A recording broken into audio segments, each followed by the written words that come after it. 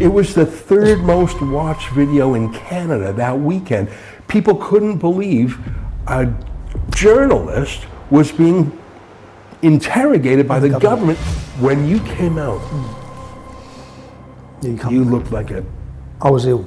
Like a concentration camp victim. You were so emaciated, you had lost 40 pounds.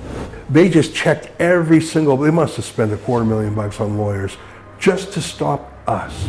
I swear to God, Tommy, that the BBC wrote her a note saying, tell the judges that Ezra is live tweeting against the rules. I was full of rage, and you know, in the UK they still wear the wigs in court, and I get a chuckle out of that. We don't do that in Canada, and the Americans think that's really funny. You know, there's a radical saying, actually I think Lenin used to say it, the worse the better, to accentuate the contradictions, as in, oh, well, let it get worse, people will get really, but the thing is... Can we ever come back from when that's the thing. Information covered up, censorship, corruption. The mainstream media have proven itself to be untrustworthy. I'm here to give a platform for debate, for truth, for open discussion. I'm introducing you to my podcast, Silenced with Tommy Robinson. Who exactly is Tommy Robinson, or Stephen Yaxley Leonard? With the English Defence League, the EDL. The problem is with Islamic English far-right Islamophobic activists. Since then, there's been organised protests across the country in London, Manchester, Leeds. People in their thousands are marching for Robinson's release. There is no such thing in this country as a Muslim... Free Tommy Robinson! Ezra Levant is a Canadian media personality, political activist, writer, broadcaster and former lawyer. He is the founder and former publisher of the conservative magazine The Western Standard. He is also the co-founder, owner and the CEO of media website Rebel News. Ezra gained some prominence in 2006 after publishing the Mohammed cartoons in The Western Standard, which led to a legal battle regarding hate speech legislation and freedom of speech. The complaint against him was ultimately withdrawn. In 2015, he co-founded Rebel News, where I was a reporter and researcher for a brief spell. Since its start, Rebel News has gone from strength to strength, breaking stories that the mainstream media dare not touch. It's my pleasure to welcome him as a guest to my podcast. Welcome to my latest edition of my podcast, Silenced. My guest today, if you love my journalism or hate my journalism, I'm sitting with the man that turned me from a football hooligan into probably the best journalist in Great Britain. So, Ezra Levant from Rebel Media. Great to see you. Yeah, it's good to see you too, man. I just thought, if people hear about alternative media, if you hear about telling the other side of the story, I'd say, well, certainly for myself, it's Rebel Media. Is the name that would spring straight up as being the alternative journalism. You were the founder of Rebel Media. And yeah, I thought we'd sit down, Ezra, and hear your life story, if that's all right. Sure. Well, it's not as interesting or exciting as yours, but it has been in alternative points of view and free speech for a long time.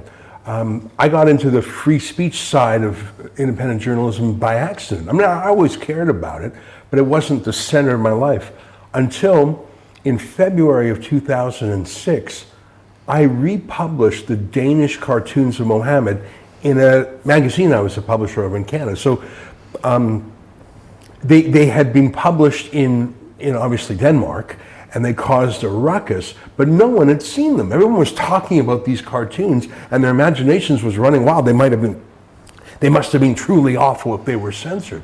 I saw the cartoons and I said, this is what they're killing over? Yeah, and the very fact that the New York Times and the Wall Street Journal and CNN wouldn't show them gave them a mystique and a power. They must be awful because those media will show any offensive material.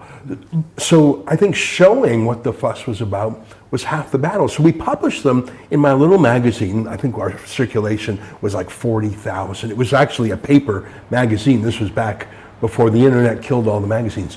And soon I was hit with 2 complaints to something called the Alberta Human Rights Commission. And I thought it was a joke. I thought, oh, they're just going through the motions here, because the complainant was a Pakistan-born imam who said, you've offended me and you've offended the Prophet Muhammad, and I'm prosecuting you, and the law... Prosecuting you like civilly? Well, in the Human Rights Commission of Alberta is what they call a quasi-judicial tribunal. Anyone can make a complaint there, and then the government picks it up and runs with it. So it wasn't a criminal prosecution, it wasn't a civil lawsuit. It was worse than those, because the government paid all of it for this imam, and it didn't have the same rules as a criminal prosecution or civil. So for 3 years they hunted me, and the government took carriage of it. So the government said to me, if you give him a full page to rebut you in your magazine and pay him thousands of dollars, we'll let this go. I said, the hell with you. And I delayed... Is this the video I watched with you? Yeah. If you're watching this, I'll put the link out. You have to watch this video because it's brilliant. You tear her to pieces as well. You know what? The government called me in for an interrogation, and we sort of negotiated where it would be. And in the end, they agreed to have the interrogation at my lawyer's office, and they agreed that there would be a record of it. Now, again, this was, 2006, before smartphones, right? Before everyone was recording anything.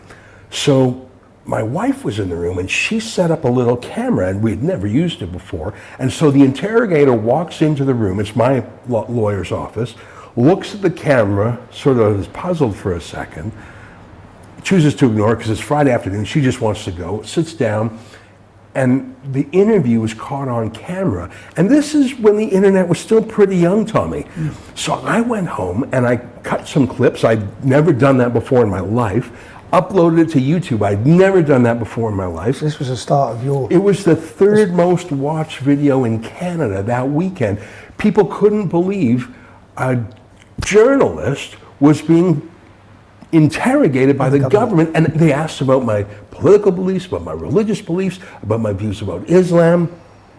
And Tommy, I had been asked that question 1,000 times by ordinary people. Why did you publish the cartoons? And I gave an answer 99% of the time that was, well, it's a central element of the news story. I wanted to show people what the fuss was. I want people to make their mind up for themselves.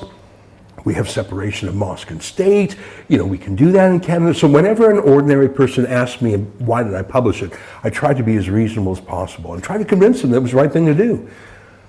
But when the government asks you, why did you publish this?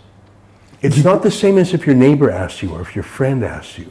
Yeah. Because if the government asks you in an interrogation, something turns on it. If you give the right answer or the wrong answer, a different thing could happen. Which is the point you make. You make a brilliant point there. Because anyone else, including a lot of Muslim people, said, why did you do this? Okay, let me explain to you why that was the right thing to do. But if the government says it, you can't try and plead with them. Oh, your Majesty, I was being very reasonable. Please go easy on me. You can't do that.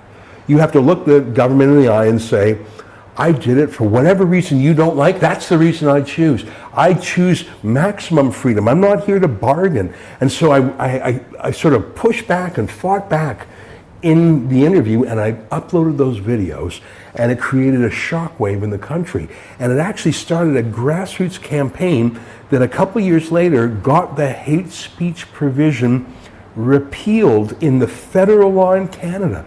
The Parliament of Canada actually repealed that law. And I know the wording of the law, it's been more than 15 years. I still remember it off by heart because I was prosecuted for 900 days. I was prosecuted. It's to publish anything, quote, likely to expose a person to hatred or contempt. So it hasn't happened. It might happen in the future, likely to. Thought crimes. Yeah, and not to actually harm someone, but to cause... I'm going to publish something about you that could cause them to have hard feelings about you. What? How do you even measure that? But it's a future crime like that movie by Tom Cruise, Minority Report. We know it's going to happen. It hasn't happened yet. It was such an insane law. But I tell you, Tommy, in the 15 years since that happened, everything has gotten worse. They put those laws in now everywhere. They're bringing it in on Ireland right now. Ireland's the worst I've ever seen. Yeah. In fact, if you get an email from someone and it's on your phone with a meme or a joke, even if you haven't read it, it's like possessing child pornography now. Yeah. If you have hateful or offensive memes. And who judges what hateful is? Yeah, and that's the thing. It's a subjective test. If someone feels like they're hurt, I am really worried about that. It's not just thought crimes; it's feelings crimes. And it's if another guy has the feelings, it's not even you and me. It's if a third party has those feelings. It's the craziest law. And I think go ahead. So in 2006, was this what triggered you for Rebel Media? Well, no, it got me thinking about freedom of speech, and it got me thinking about the separation of mosque and state. But then a few years later, I was hired when Canada created our version of GB News. Which was called? It was called Sun News Network. What was the man who used to do that? Brian O'Reilly, no? There was a bunch of guys What was there. the main fella who turned? Brian Lilly was one of them. Brian what? Brian Lilly. Brian Lilly? No, not Brian Lilly, it was another one. I used to go on his show. 2009. Michael Corrin, that's who you're thinking. Yeah, Michael Corrin, yeah. There was a bunch of us. They sort of gathered all the conservatives together and put them on a TV station. And for 3 years, it was wonderful.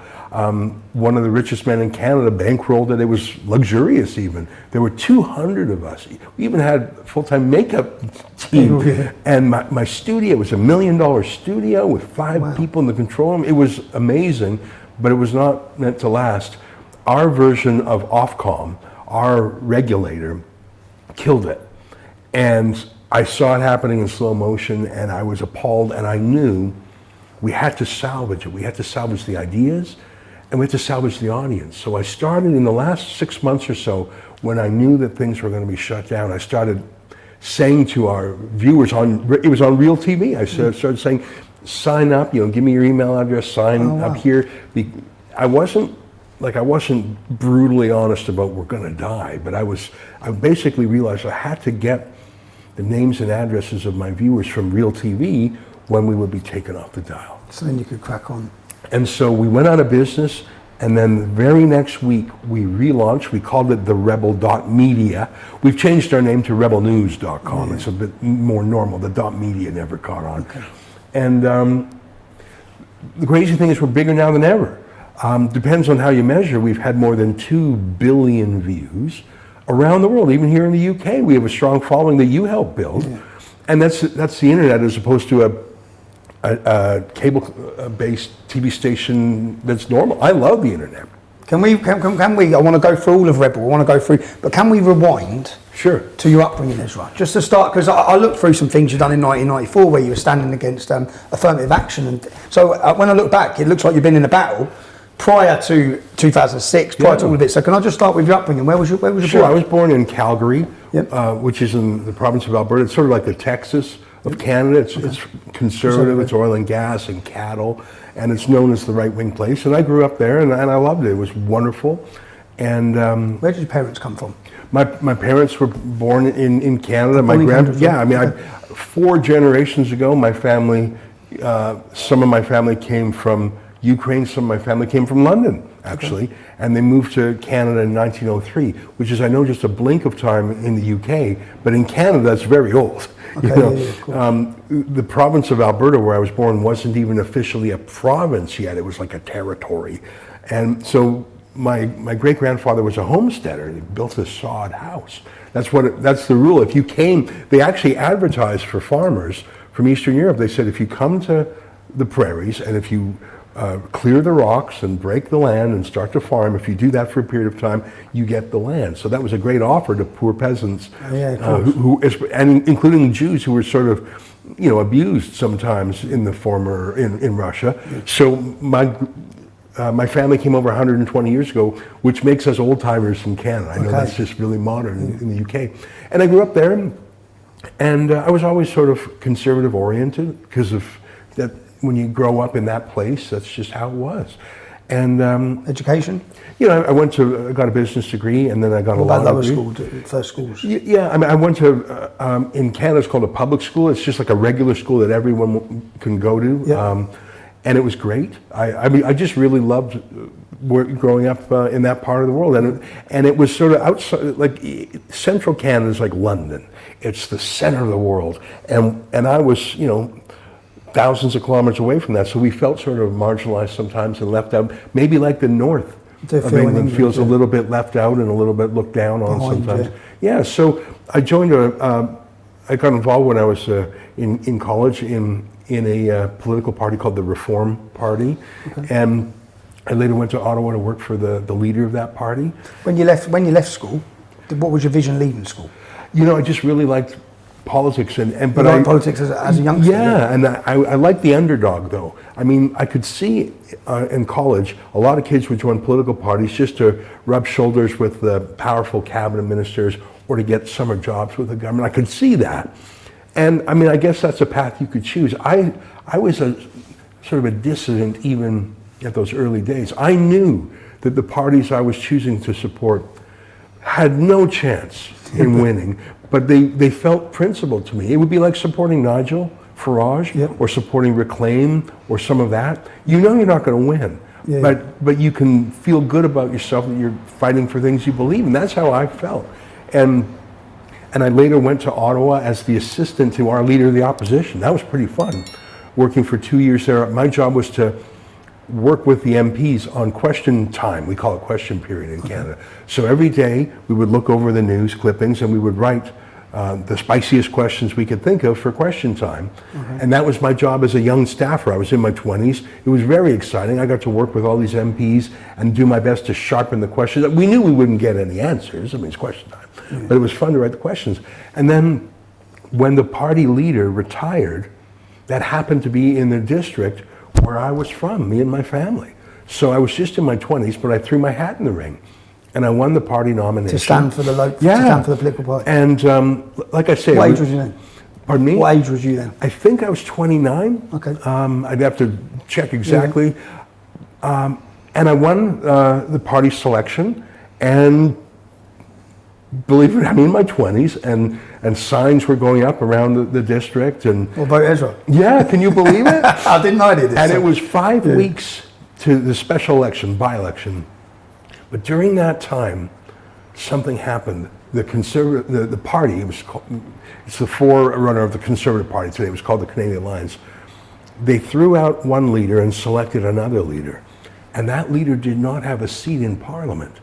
So he looked around and he saw the district where I was in, very safe Conservative riding, quick entry into Parliament, 5 weeks away. He come and took it. And so he phoned me up and he said, Ezra, I need to get into Parliament. This is not your time. And I said, well, will you sign my papers if I refuse to bend the knee? Because in Canada, the party leader can decide whether or not you run for the party. And he said to me on the phone, I'll still sign your papers if you refuse. Really? I said to him, okay, well then I'm going to keep running. You refused? Yeah. Well, I don't know why he said he would sign my papers, because that was sort of like a green light to me. Anyways, over the next few days, I mean, I was in my 20s, and this was the new party leader, and he had to get access to Parliament quickly, and it was a safe seat in his home city. It just made sense. And my team said, Ezra, you're 29 or whatever. You'll have another chance. Save the day and let this guy come in. And his name is Stephen Harper, and he went on to become and he went on to become Prime Minister for 9 years. And it was a bit of tension, but we became buddies, and I knew him and I knew his wife, and you know what? He was the one who later on led the repeal of the hate speech law, and he did other things. So, you know, I would have been an MP had I had 5 more weeks. I mean, that riding is so Stephen Harper's probably responsible for Rebel Media somehow. In a way. In a way. Well, I did other things when I was unceremonious. Like, I had worked on that for a year. So it was very, when you hold on to something. You've been on it for a year, and you're 5 weeks away from getting your position. And I thought, well, 1,000 people, I made 1,000 promises I would do this. But everyone understood. So I wrote a book about the Kyoto Protocol. What's the Kyoto Protocol? The Kyoto Protocol is a global warming thing. It was a carbon tax thing. I thought, I'm going to do something completely different. I'm going to try and do something smart and research oriented and get away from party politics. So I wrote a book. I practiced law. What was the book about? About the climate scam? Yeah. Back then? Yeah, I read the Kyoto Protocol is the name of is the first climate treaty that gave birth to every terrible idea since then. Net zero, 15-minute cities. And I'm a lawyer. What year was this you wrote the book? I'm going to say 2002, if I can Okay, remember. so this is way before there was this debate now. Yeah, and I actually thought, well, let me read the treaty. So, you know, and I just sort of read it, and I annotated it, and I published the book, and it was a bestseller, if you can believe it. And I tried to get away from like, I felt a little beat up by that whole You feel party disarmed, politics. Yeah, and so I thought, well, let me do clean things. I'll write a book, I'll practice law, and then there was a great magazine where I come from that had been around for 25 years that just sort of faded away, and I loved it. It was called Alberta Report. And it would be like, not quite like The Spectator, because The Spectator is very prestigious. This was sort of more grassroots and grubby and populist, but I loved it. And so I thought, damn it, I'm going to restart that. It was called, we renamed it the Western Standard. And I was the publisher of it for, I think we were around for 3 years. And it was a beautiful, glossy magazine. It was fun. The magazine business Covering what was sort of fun. stuff? Covering, you know what? popular stuff. I'm trying to remember our motto. I think it was pro-conservative, pro-Western, as in Western Canada, pro-America, pro-Christian. Even though I'm Jewish, I really feel that Christians get abused. I believe as you're on about anti-Christian bigotry, didn't you have a clash with someone, Nasheed? You know, when I was in university, I was in the debate club. I was pretty nerdy. And my debate partner was a Ismaili Muslim. I'm not sure if you're familiar with the Ismaili Muslims. They're very liberal. They follow the Aga Khan. And I actually love Ismaili Muslims, and I feel so lucky that the first Muslims I met in Canada were Ismaili Muslims. And I went to their mosques, and they are charitable, they're professional, they're peaceful, and frankly, they're really persecuted in the rest of the Muslim world.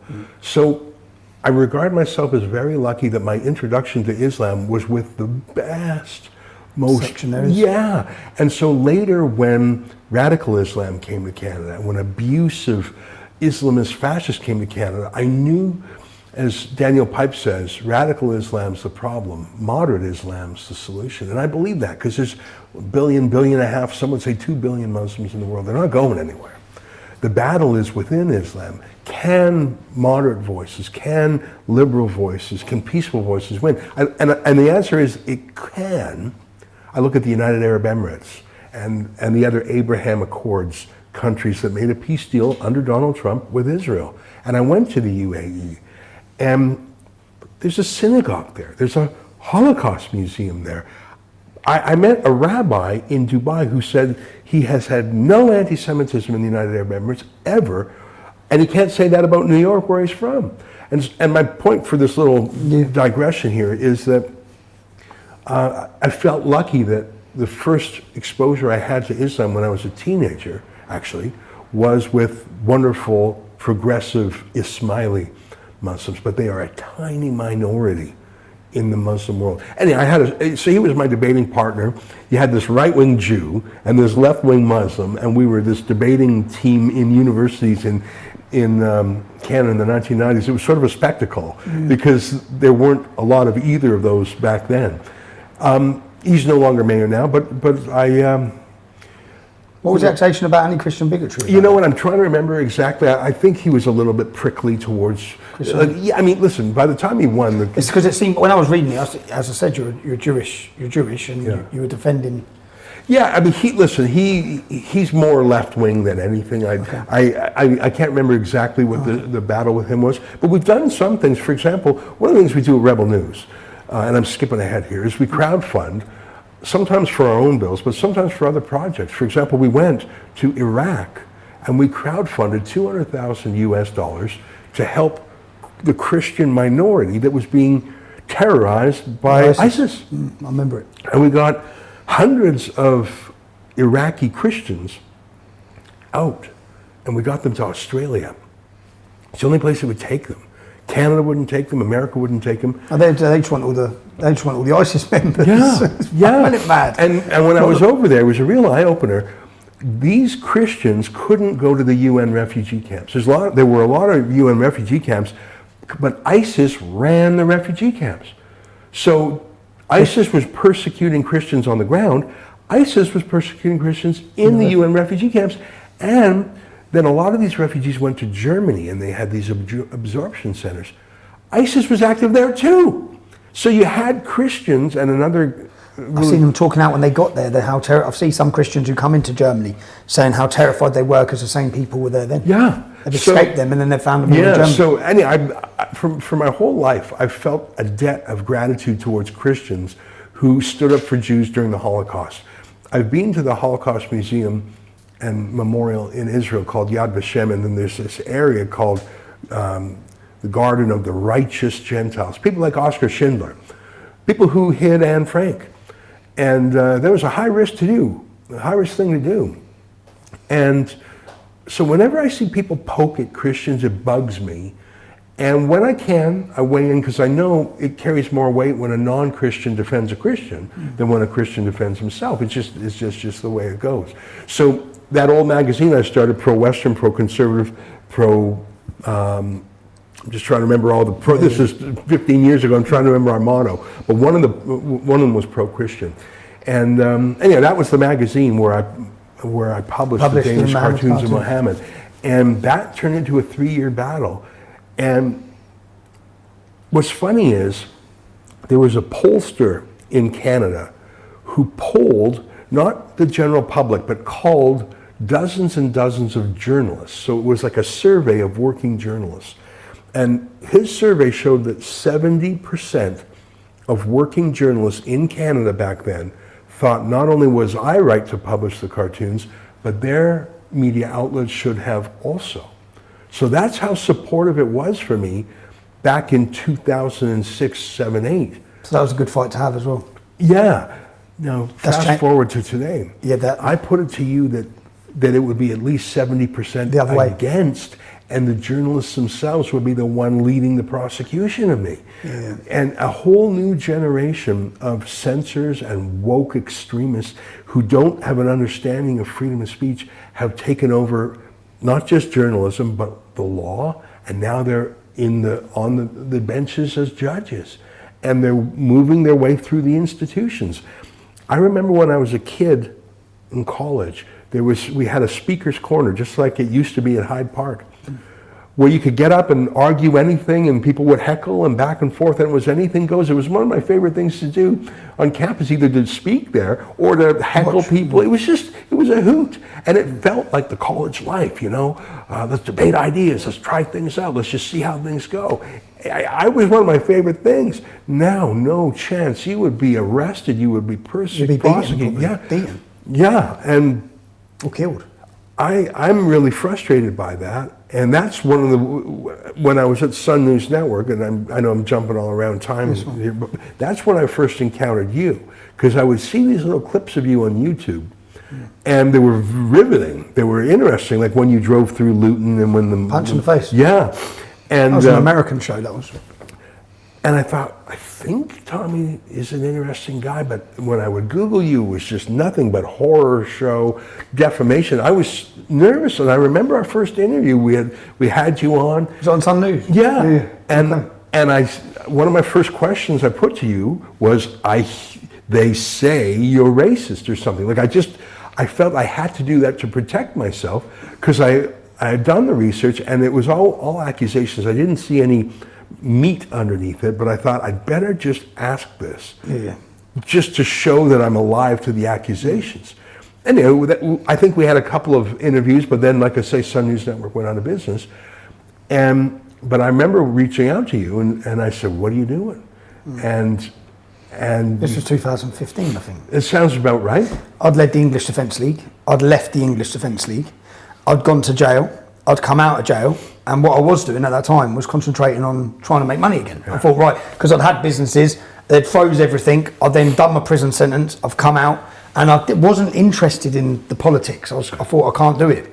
You had withdrawn. You were briefly with Pegida, if I recall. Yeah, and I didn't want to leave Pegida, so I introduced Anne-Marie and Paul Weston, because I wanted to see something happen, but I didn't want to be the person doing it. I'd had enough. And if I recall, I think you were doing construction. Yeah, I was back in construction, yeah. And I remember saying to you, I said, how much are you making? Yeah, I remember. And you told me a number. I don't know if it was true or not. Yeah. No, I remember because you sent me cameras. You said, Tommy, make a video. Just make a video. I remember it. You said, make a video. I said, yeah, well, I'll make a video. And you posted me a camera, posted me all this equipment, and I just left it there. I just left. I was too busy. I was out working all day. And I remember you ringing again, and I was thinking, I better make a bloody video, yeah. So then, because I've took your cameras, so I sat and done a video about Sweden. I remember it, the first video. I'd done my first video, and I felt so awkward doing it. You know, you just needed a little bit of a few tips here and a little bit of help, and then I tell you, it took off like a rocket. Yeah, I remember. And that was before the great censorship wave kicked in. That was in the golden years of YouTube, 2015, 16. The censorship really kicked in January 2017. And it was in reaction to Trump, because all the social media companies realized, whoa, Trump used Twitter, YouTube, Facebook to win, and we can't let that happen again. And so there was a great demonetization, there was censorship, there was throttling. But in 2015, 2016, they didn't put their thumb on the scale. And I remember a video you did. I watch it every once in a while just for the raw energy of it. There was a terrorist attack on Westminster Bridge, and you somehow were down the road, very close. Yeah. You were very close, so you rushed down there when it was still reverberating, and you were talking to the camera.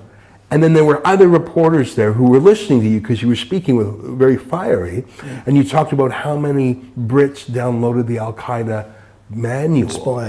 And you were giving her, and more people conglomerated. And one other mainstream media journalist was going back and forth with you. How do you know? And I know because I live in the real world. That video went tens of millions of views. I don't even know. That went ultra viral, and I thought, a star is born. And it was amazing, and I don't know, I can't remember offhand how long you were with Rebel News, but I mean, you were the front line of that battle, and in my mind, you were destined. It was my view. Listen, you have your own views on your life. You're the main character in your own story, but looking at it from an outsider, no disrespect to construction workers, thank God we have them, we all need a house. But you had something that the world needed more than construction. The world needed your knowledge, your dedication, your drive, your ability to communicate, your working class credentials. Do you know the maddest thing when I look back at it? I was off my head. Being openly honest, because I was going to ask you the question, who's been the hardest person to manage for Rebel Media? Because I look back at that time, I was drinking, I was going missing, I was partying a hell of a lot. I was in a bad place. When I look at it now, I look back at those years, and I've done some. And when I look at some of the videos, I think that's brilliant.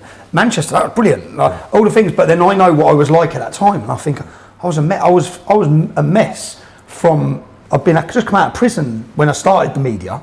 I wasn't in a great place at all. I wasn't in a great place mentally. Well, what's the name of that notice police have to hand deliver you when they have a real threat on you? Osmond note. Yeah. And how many of those have you received? I've had 12 now. But and in those early years, there were, just when I went to jail, when I went to jail 2015, 5 men had been caught with guns, bombs. So I think all of the effect of that, the worry, because I can pretend I'm not worried, but I was really worried at those times. I think it all had a knock-on effect, and I turned to going on benders to sort of block myself out. I think when I look at it now, so I look back at that time and think I've done fabulous work, but the work I could have done if I wasn't such a loose cannon. Well, I mean, I can imagine receiving one Osmond warning. Basically, it's a letter from the police saying, we have this information, this person wants to kill you, we believe this is a credible enough threat that we are required to bring this to your attention. By the way, you can't defend yourself, you can't get a gun, you can't, like they sat and gave my pregnant wife one. I remember sitting there when she was terrifying letter. She was pregnant. And you get one of those, and then you get 2 of those, and you say you've received 12. And so, you know, I don't have a lot of comments about your, you know, the way you coped, but I can understand a guy who gets 12 death threats, and it's not some BS death threat online. It's a policeman. One of them was Al-Shabaab. It's an actual policeman saying to you, "We think they're going to try and kill you. Cheers and good luck, mate." Like if it's not booze or drugs, it's going to be something. And you know, I remember you saying to me, and I hope you don't mind me saying no, this. I don't mind. I remember you saying, you know, like if you thought you weren't going to live the year, if you weren't going to survive the year, how would you live? I mean, a guy would maybe go a bit mad.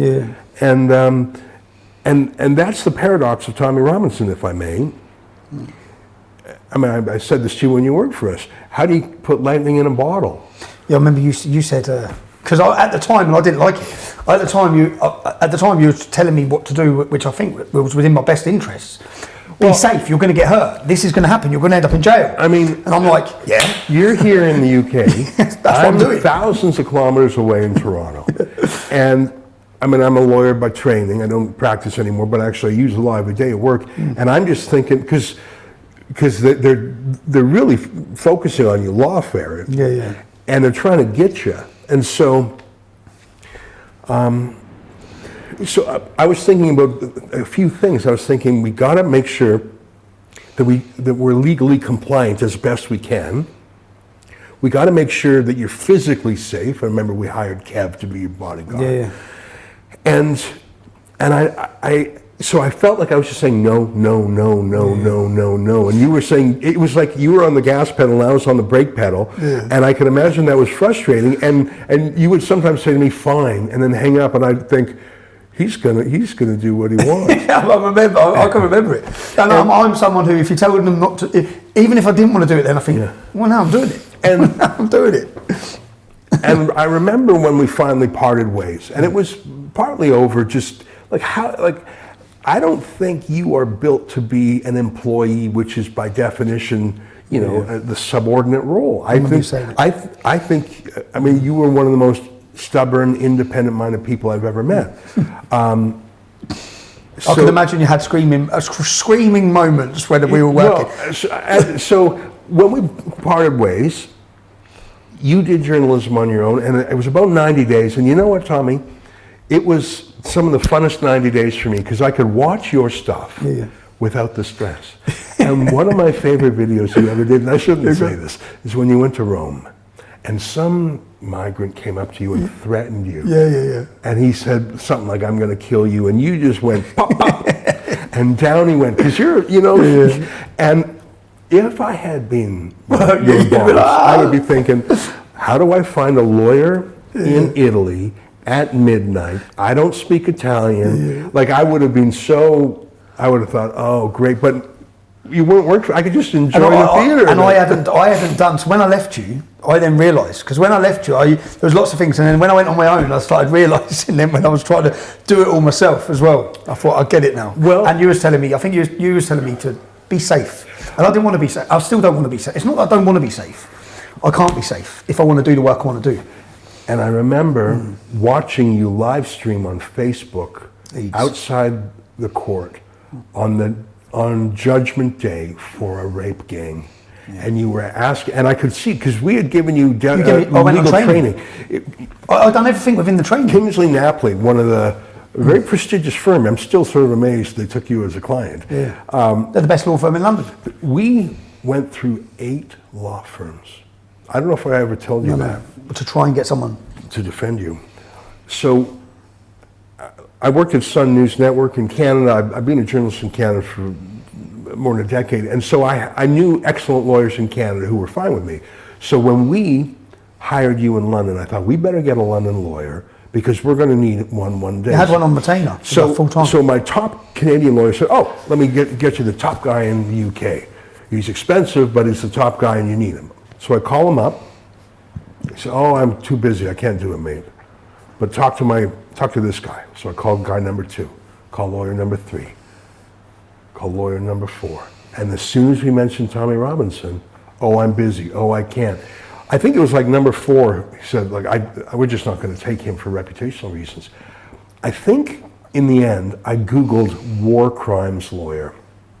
And I think the lawyer's name was Grimes at Kingsley Napley, who on his website boasted that he represented war criminals, accused war criminals. And I called him up and I said, "I got a really bad dude for you." I'm in it, man. I'm up there with war criminals. It was the 8th law firm in a row that I had to contact. No one would represent you. And I was mad at these lawyers. I said, you have a duty. I said, if you represent a murderer, you're not supporting murder. You're representing the rule of law and giving people their day in court. And by the time, we just got Kingsley Napoli agreed to take you, and then you got into a pickle. I think it was up in Canterbury. Yeah, it was Canterbury. Yeah, And because I think you took a short selfie video. I took a short selfie video on the steps of the court. And they nabbed you for contempt of court, but they had a suspended sentence. So we brought in the lawyers. I remember it was like, Formula One racing where you have the vehicle in the pit stop and guys wash the windows and guys change the tires and fill up the gas, like, and so you came into Kingsley Napoli and there was like a whole bunch of lawyers. All right, Tommy, we're going to talk about they privacy. Trained us we're going to talk about defamation. Okay, we're going to talk about copyright. We're going to talk about, like, it was actually a very exciting day. All these top lawyers, and I loved your questions because although you're not a lawyer yourself, you have had first-hand experience with all these things. So when you left Rebel News and you were on your own and you were outside that court on Judgment Day, I could see. I said, "Oh, he's remembering his legal training. He's not in the court. He's not assuming guilt." Yeah, I thought, oh, okay, I see. What else I've done? I went in and I photographed the screen and I photographed the door. Because if there's reporting restriction, it has to be on the screen, it has to be on the door. I proved it wasn't on either. I went on, even on their own website, I didn't even remember, on the government's website, it said all these things. And when we come to the court, they said, oh, that's not right. It's on your website. I'm in Canada watching your Facebook live stream because it was damn exciting. And then I see this truck pull up and half a dozen cops just take you. And you had been asking these rapists, how do you feel about your chances in court today? And they all had their prison bags, as in like their comfy clothes if they were being taken away straight to prison. And the irony is that you, in fact, were taken away to prison that day. And I saw them slam the door, and I thought, uh-oh. Because half of what I would do as Rebel News boss is, okay, we got lawyers, we got to jump in, but I'm not your boss anymore. No. So I see, and you had a few rascals working for you. Yeah, total rascals. Fucking hell, you were right. Let's get that out of the way as well. You told me, and you were totally proven right and everything. Had you been my employee, I wouldn't have waited. I would have moved into action immediately. But what's my authority? What's my authority to do that? You reached out to my ex-wife, if I remember. I got a phone call from jail. Yeah. When I ran home from jail, Jenna said Ezra's been on the phone. Yeah, because I thought. Yeah. And I'm used to that. And I want to say this. I've learned a lot from you about the different Britons. What do I mean by that? Everyone knows London. It's one of the great cities of the world. There's TV shows about London. It's a very exciting city. It's classy. But there's another London. So there's another UK. There's another part of the United Kingdom, working class. That's the real England. It's the difference. I don't look at London. It's the difference between an Uber driver and a driver of a black cab, isn't it? Yeah, totally. It's and as a Canadian, the accents are fascinating to me. I remember when we went up to Sunderland to help Chelsea. Justice for Chelsea. Just absolutely heartbreaking case. So you taught me about the forgotten part of UK. And in fact, I would often land in Heathrow. I would not even go into the city. I'd go straight up to Luton to meet you. And you and a lot of your friends had been nicked for this or that and had done time. Which is a shocking thing for a middle-class Canadian like me. I don't know anyone who's done time. That's not true anymore. But and so I think, if I may, go on. That I think you and maybe your circle were resigned. Oh, okay, well, it's a fair cop. I mean, he's going to do the time and he'll be out. He's been in before. But I thought, no, this is outrageous. This is so wrong. We've got to fight. And it took me about a month before, because I couldn't communicate with you. I didn't know how to communicate with you. So I tried to get to your family and basically, and to get permission to do what I would do. And then I have to go on TV and say, guys, I swear I really am raising money for Tommy. Trust me, like it was a challenge no one in Britain had ever heard me do a video before. You were the star of Rebel News UK. But we were able to crowdfund some good lawyers. Yeah. And I started to come to the hearing. There's a lot of hearings. And we managed to get it to the Court of Appeal, a unanimous ruling that every single part of that arrest and hearing was Unlawful. unlawful. Now the outrage is that they made you go through again. They've done it again. They just changed the law. But They're doing it again now. When you came out, Yeah, you looked like I was ill. a concentration camp victim. You were so emaciated. You had lost 40 pounds. Do you know what I thought? So I'm in jail. I obviously haven't eaten for months, really. I've lost loads of weight. I thought, I've lost loads of weight. I look really good. I was thinking I look really good. I come out of jail and I see my mates, and the mate goes, you look like a crackhead. You look like a junkie. Yeah. I thought I looked great. I was walking out thinking, lost loads of weight, got that. And I saw you, and you were stunned. Yeah, I was. You were stunned. You were in shock. You were malnourished. You were psychologically screwed up from being in. It is a form of torture to be in solitary. And yeah, when they put you back in to Her Majesty's Prison Belmarsh, was all right. which is like the Guantanamo Bay. Yeah, yeah. And now that time you weren't thrown in the hole, but they put you in something called the suites. Yeah. Julian Assange, Yep. and there was another guy in there. So every day you had a visit from the warden, every day a nurse or a doctor, but still you were alone for 20 plus hours a day. 23. And I visited you a few times because I wanted to do a wellness check. Yeah, yeah. Because I didn't know how to do that in the first time, and I thought. And the first time I couldn't do that because the laws is under civil prisoner you're supposed to be allowed to visit us. Every time I had a visit booked, so I had a visit booked after 3 weeks. It took me to get a visit booked in Hull, and then they shifted me the day of the visit. To Onley. They put me in Onley, and then they done it again. I had a visit booked, and they didn't bring me out. Well, they played with everything. Let me tell you how it was to go visit you at Belmarsh. Yeah. So I would come in, and then they would search you. They'd search your mouth. They'd search, like it was quite a search. And then they would escort me and your other guests with attack dogs. Like, what do you think? I think they were trying to scare me or something. So we would visit you in this special room, and there was a little camera there watching the whole thing. And Tommy, let me tell you, and we had about an hour every time, and then I had to run because I had to catch the flight home. You didn't talk for the first 40 minutes of that hour every time. I don't know if you know that. I didn't know that, no.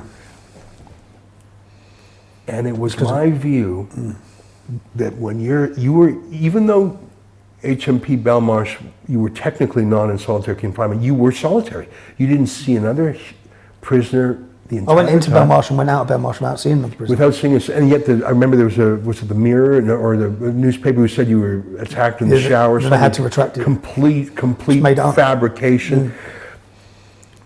So I would come in there, and often there would be a couple of your other personal friends there, and I just said to them, let me talk to Tommy for 5 minutes to see how he is, and then come in with your other news, because I just wanted to ask you some questions. And you gave very short answer so let's say we had a 1 hour visit. You just sat there while we all did the talking. You didn't talk. After about 40 minutes, you'd get into it, and then you'd laugh a bit, and then by the end of the hour, and this was and I tell you this because it's my observation, that you were subjected to a form of psychological torture, not just at Belmarsh, which was actually the best of all your incarcerations, perhaps on Hull was the best, actually. Yeah. Belmarsh, I'd say, I knew I was safe in Belmarsh. You were still isolated. Yeah, I totally and especially someone like you, who's a sociable person.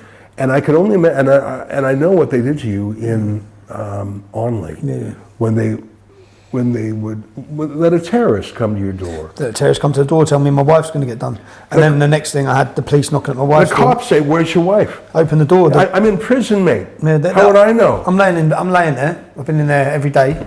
Ring the buzzer, and what they've done is, this is why it's all done purposely for the reason, is they blocked my attempt to, they blocked my wife worked at a school, so the only time I can make phone calls to get hold of her would be in the evening. So they got me, the only time I was allowed out for 30 minutes a day was during the day, where they'd take me down to have a shower and use the phone. It's like when my kids are at school, my wife's at school, so I can't ring during the day. So I'd go a week without talking to them. Then they knocked on the door and said, "Where's your wife?" I'm like, "I don't know where she is." I said, "Why?" He said, "We have intelligence she's going to be attacked with acid." And then they shut the door. Yeah. I'm like, "Oh." You know, I remember when we came out, we looked at the possibility of suing the prisons as well. Yeah. And I tell you, it is a disgrace to the United Kingdom. I'm about to go back now. You know, I'm facing another contempt case. I'm looking at 2 years for the film Silenced. My worry is, and as we're on that subject, is the solitary confinement. It's like that was what 4 months, 5 months, 3, 4, 5 months, different times of solitary confinement. A year is going to fry me, bruv. Yeah. But anyway, that's not my story. And the fact that you were imprisoned at Belmarsh, and there were only 2 other prisoners at the time in what they called the suites, and Julian Assange was another one of them. Yeah. And he cried every day. So Julian Assange is a wreck. So speaking to I obviously asked the prison officers who come to my cell to open up. I said, "What's Julian like?" They said, "He's a mess. He's crying every day." He spoke to me twice, Julian. Twice. Twice. How long was I there? Months. He spoke twice. And then the other, because you can shout out the window. Where my cell was, there's a little square. So in a courtyard. So even though you're on solitary, you don't get any sun either. Because I used to look at the sun because it's a high courtyard, the sun would only come down the top half of the building. Right. All I thought every day is I want to stand in the sun, man. Yeah. It's peak summer, I want to be in the sun. But I used to go out and stand there and I'd walk around. And the hospital wing's above. So if prisoners are in hospital, in jail for anything, they're in the wing above. Now, Julian Assange went from where he was to the hospital wing, so he's in the cell there. He's just there. Yeah. Only twice he answered, yeah? And he's there. And I spoke, the prisoner next door would shout out, said, "Mate, he's gone. This fella next door's gone. He's screaming, crying every day, yeah?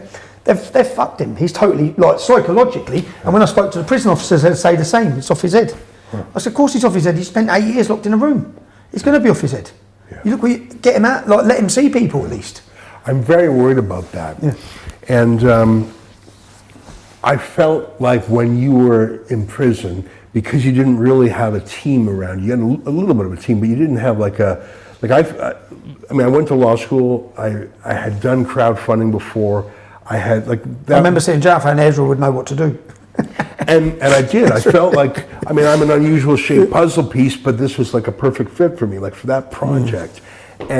But when you came out, and we still worked a little bit, but after a while, okay, you're out, you're your own man, you're doing your own thing. I felt like helping on that project, helping find the lawyers and appeal. I don't know how long you would have lasted in now I look at myself. So I look at myself I got out of jail that night. I gave an interview to Tucker Carlson. When I watched that video, I'm like, wow, I was a mess. My eyes are gone. Everything's gone. And I remember coming out, and I remember, because I went on holiday, didn't I? I remember on the plane, there's a video of my kids playing on the plane, and I'm like that when I watch the video, because I'm absolutely shocked as to what is going on.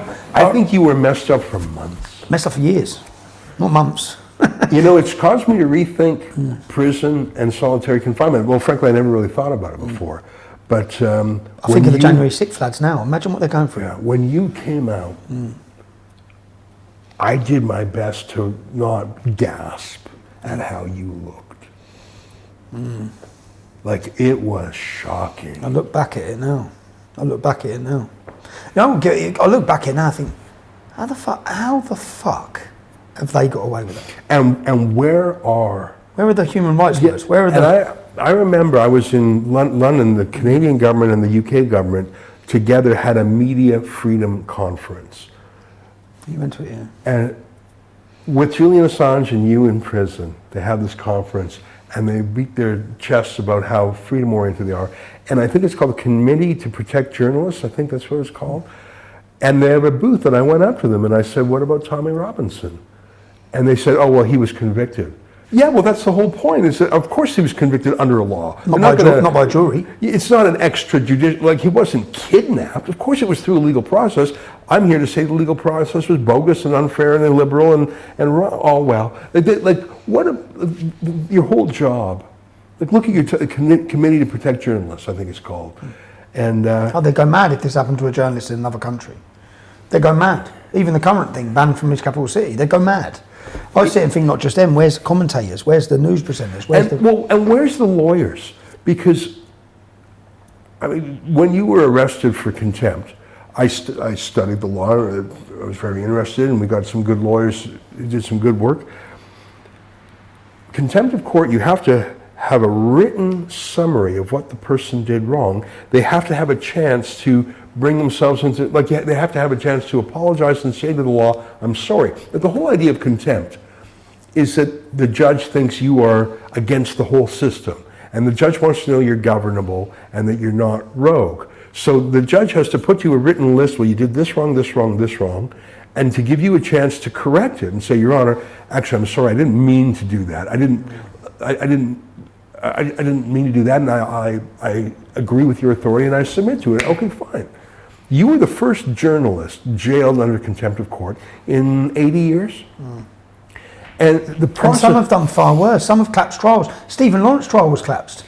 And because of Rod Little's report, I think. And there's so many lawyers in this country who have everything to say about the rights of Shamima Begum. Am I saying that right? Shamima Begum. And all the, all these atrocious people. You'll have a never-ending river of civil liberties lawyers taking up their case, and Amnesty International and every group you can name. I don't think one of them said a word about you. And I remember when you finally won the Court of Appeal and I was in town, I did like 2 BBC interviews, I did a bunch of interviews. So that's the regime media, the media party, the folks who I would sit next to in court, and they would write a pack of lies every day. And some of them interviewed me the day you were out. Not one of them. You know what? I remember the BBC interviewed me about you, and they wanted to instead. You had just won a unanimous verdict by the Court of Appeal, chaired by no one less than the Lord Chief Justice for England. Yeah. Like the most senior judge you can find said everything about this was BS. Wow. No questions about that. Well, Tommy Robinson... They should have been going after the judge that sent me a jail. Yeah, 4 years ago, Tommy Robinson said that, what? Today is the news day. Tommy Robinson won his appeal, smashed the charges against him. The Lord Chief Justice himself said it was a great travesty of justice. And you're asking me about some quip Tommy Robinson said 4 years ago? So it's not just the failure of the media and the law professors and the courts and the police. The fellow journalists would have thrown you in prison themselves. And you know what? I was in court live tweeting, and I'm going to be in court tomorrow. You've got a hearing on this other ban from London thing. And I go into court, and I'm very polite, and I like to get there early, and I like to tweet. I'm a fast typist, so I really live tweet your proceedings. So I enjoyed. I was going to ask you, so I'm glad you're here. I was going to ask you, because there's been a couple of things where I've sat in court and think the public aren't, because it would have been with the Jamal case, yeah, right, which they found me guilty, yeah. Right. If I needed someone like yourself tweeting from that court case, because the public got totally lied to. When it got to our witnesses giving evidence, all the media got up and walked out of court. Yeah. You know, I was like that. I'm a fast typist, thanks to my parents sending me to typing school when I was a kid. And I'm a former lawyer, so I sort of understand, even though the UK system is a little different, it's pretty similar to Canada. So when I'm in court, I'm pretty fast. I'm a faster typist than the BBC guys and the Guardian and the others. So I don't know if you know this, twice I was covering your trials. They tried to get you done. Dominic Casciani, the head of the BBC, the main BBC journalist, tried to get you done for contempt. He complained to the Met Police. He personally complained, and once they started a file, he reported about his own complaint without saying it was his complaint. Ezra Levant's being investigated after he's the man who put the complaint. And then a second time, and this was at, I forget which courthouse, so I'm sitting there and I'm... The Old Bailey? Yeah. And then suddenly, all the judges get up and leave. So I see out of the corner of my eye a clerk handing a piece of paper to the judges getting up and leaving right away. And for 1 second I thought, oh, there's a security incident. But that doesn't make sense because they left the rest of them in there. And everyone in the courtroom is saying, what's going on? And I had this tiny sneaking suspicion. And I thought, no, it's not because of me. That's just, the whole world doesn't revolve around me. It's not because of me. But I went to and I was chummy with the clerks because I get there really early and I chat with the clerks.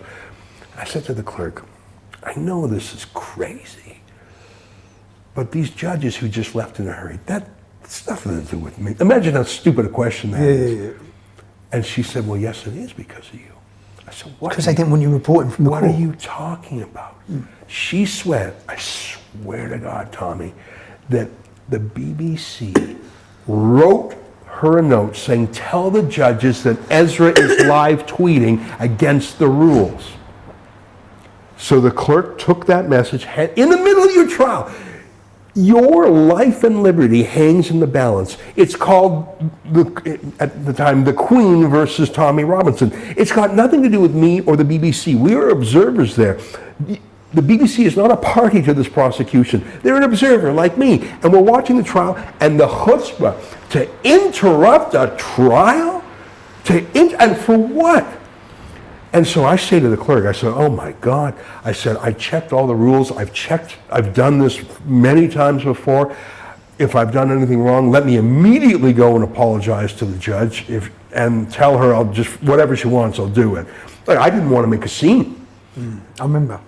And then the judges all come back in, and they say, pursuant to rule blah, blah, blah, you're allowed to tweet, just no photographs. Let's get back to it. Like the judges... Rubbished it. Yeah, because it was complete BS. But put yourself in the mind of the BBC. First of all, why do you care? If someone else is reporting. Yeah, why do you care? They care because you're giving it... And because I was tweeting... It's different to what they're doing. That's right. And they were all watching what I was doing, obviously. Yeah. They were all watching what I was doing and raging about it. They're trying to get you banned, if I remember rightly, after. Yes. They tried to get you banned from Britain. Yes. And I remember once we were up in the cafeteria at the top of the Royal Courts of Justice. Yeah. And when you're in the cafeteria up there, the canteen, I think it's called, you forget you're in a court because it's like a cafe. So I remember, it was Old Bailey actually, and so we opened the window, and there's 3,000-year friends down there, and they saw me and they started to go, woo! And I thought, what, me? So, well, Tommy, take a look. And so I filmed it on my phone and I tweeted it. Yeah. So we're in the canteen. It's a 30-second video. I don't know if you remember the one. I remember it, yeah. And I look out, I remember it, because I look out and everyone's cheering. Yeah, so I tweet that. And they reported it. And they reported the BBC again. To the head judge, who has a fancy title, the Recorder of London. That's a pretty cool title. And again, I contact the head of security and I said, listen, he passed on the letter to the judge. And I said, look, I honestly just forgot I was in the court. It was a 30-second video out the window. I was in the cafeteria. No disrespect, Your Honor. It's not like you're videoing in court. Yeah, like I was worried that they would ban me from reporting, but the judge said no problem because he just wanted to know that I wasn't being disobedient on purpose. And that's what the opportunity that should have been granted to you that day. I had to sit there and watch on TV when I first got to HMP Hull, and I watched a human rights lawyer justifying why I was in prison. I think I know the lawyer you're talking about. He was a partner of Keir Starmer. Yeah, that's him. And we tried to get him on your prison case, but that sort of didn't go anywhere. So he was justifying whilst I was in prison, and then he sit there. It's a civil rights lawyer who's against civil rights. And he told everyone I pled guilty, and I'm looking thinking, just go get the transcripts. I didn't get asked to plead guilty. You know, it's such a failure, such a failure of every system, every check and balance. You know, Canada and the UK are similar in some ways. I mean, we both have the same king, and he's not my king. We have similar systems of government.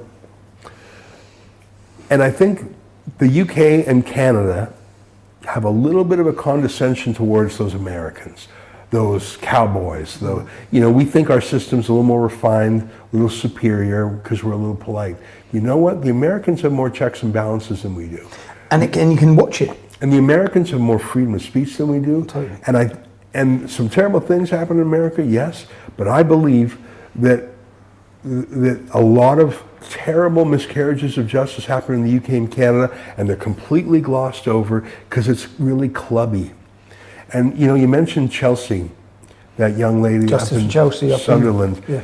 And Chelsea was a girl who was there was 6 refugees that were alleged to have raped her. DNA, multiple with their DNA were found, but no charges were brought. And remember, do you remember what happened with the lawyers? Remember we switched lawyers for her? We went to a Manchester lawyer for Chelsea because the lawyer we had in London, I'm not going to name her because I don't want to be mean to her. So, law firm was defending you. Tommy Robinson's a hot potato. Big reputation. Yeah. I can see why people, some people love you, some people don't. You're a controversial guy. Law firm was fine with you. Then we needed some help for Chelsea, this young lady who's completely apolitical, completely normal person, nothing political about her at all other than she was a rape victim. And we needed just to have a one-page appeal because the Crown Prosecution Service wouldn't proceed. So the victim can sign like a one-page letter asking for a review of the CPS decision not to proceed. This one-page piece of paper is designed so a layperson can fill it out. So Chelsea could have done it, I could have done it, but I thought, I want this to be perfect. Let's get a real law firm to fill out this paper. I don't want any... So I give it to the law firm. They say, oh, great, no problem. We'll get back to you tomorrow. I still have the email on my phone to this day. The lawyer says, I swear to God, we had a firm meeting, and for reputational reasons, we will not take Chelsea's case. You won't take on the victim of a rape. So Tommy, you're spicy potato. They'll take you because they're getting well paid. But a rape victim who doesn't have any politics left or right, family probably votes Labour if you're up in Sunderland. Yeah. Why? Because the accused rapists are Muslim Refugees. migrants. And these fancy lawyers don't want to be on the wrong side of that. They won't get their KCs or QCs. They won't get invited. They won't get elevated to the bench. I was full of rage, and you know, in the UK they still wear the wigs in court, and I get a chuckle out of that. We don't do that in Canada, and the Americans think that's really funny. And you know, I like it. I like the history. I like the culture. I mean, I'm a Canadian. I look up to the UK as the mother country, and I love the history of this place. It's my history in a way too. But I called up that lawyer and I said, you're a wicked liar. You say you're for the people. You say you have these professional ethics. You wear that goddamn wig. But you won't help a rape victim because you're a cat. I was furious. I was furious. Now, we found a great lawyer out in Manchester who took the case. I'm trying to remember his name. Daniel Burke. Daniel Burke. Yeah, brilliant guy. Good guy. And, you know, big heart. Yeah, very good. And by the way, he's the only lawyer I worked with in the UK who gave a discount on his bill because he was a rape victim.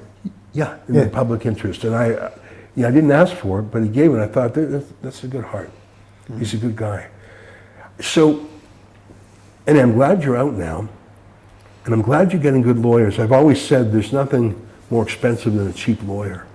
And I've had some. Well, I've just had bad experiences. I've had bad experiences where sometimes I think, well, they're stitching me up. Yeah. They're all working together. Yeah. They're all working together. Well, I was at one of your case conferences in the Jamal case. There was like 7 lawyers in the room and the judge. And the purpose of that meeting, I don't know if you remember that. I remember your comments afterwards. Was how much money everyone's going to get. That was it. They were carving up the feast.